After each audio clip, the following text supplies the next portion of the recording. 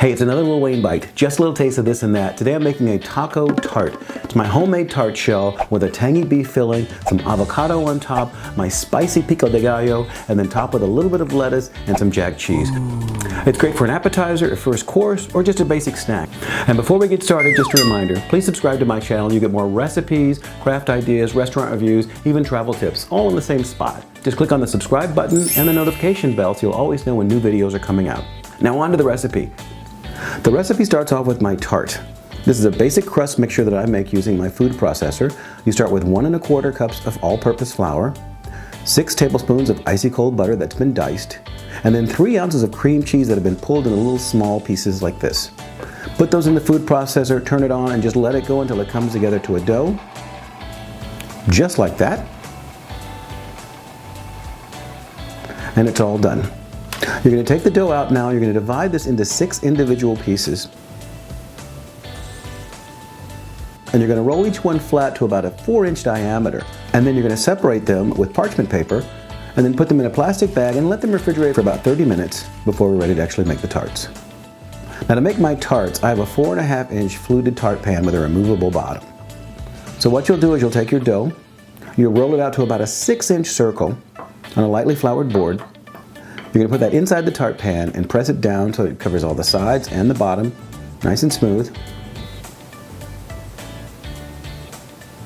And then you're going to poke that with a fork before you actually bake it.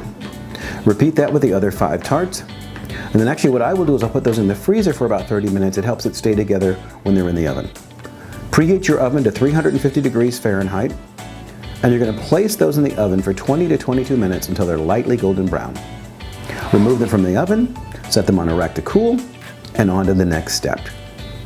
Now I have a Pico de Gallo that's part of my recipe here. It starts off with 3 Roma tomatoes that have been seeded and diced, 1 cup of white onions, 1 clove of garlic that's been finely minced, 1 small jalapeno that's been seeded and diced, a 1/2 cup of cilantro leaves that have been loosely packed and then chopped, 1 teaspoon of salt, the juice of 1 lime, and a 1/2 teaspoon of Louisiana hot sauce.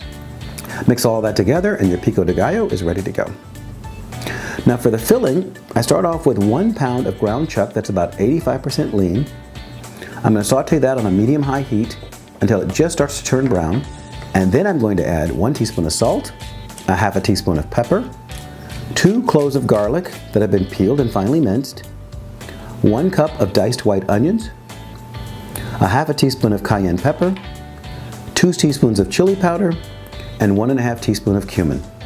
I'm going to stir all that together and then saute for another 5 minutes until everything is nice and tender. And then I'm going to add 8 ounces of tomato sauce. And now stir that for another 3 minutes until most of the moisture is cooked down.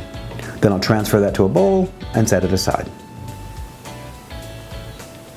Before you're ready to serve, take the tarts out of their pan, remove the bottom, put them on a baking sheet,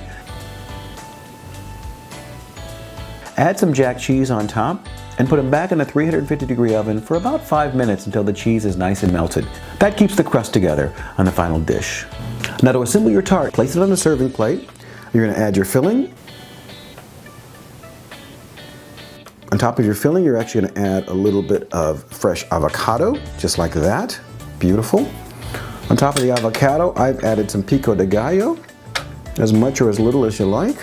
I like a lot of Pico de Gallo on mine.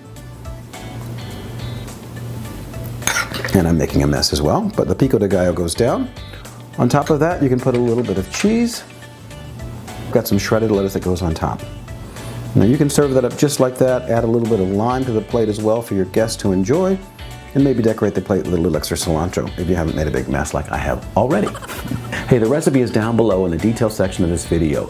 Let me know what you thought of it. Thumbs up, thumbs down. Also leave me your comments. Any other thing you'd like to see me do, I'd love to work on that for you as well. Also, wherever my face is, click on that and subscribe to my videos so you'll always see new ones that are coming out in the future. Thanks for watching today. We'll see you next time. I'm gonna dive into this right now.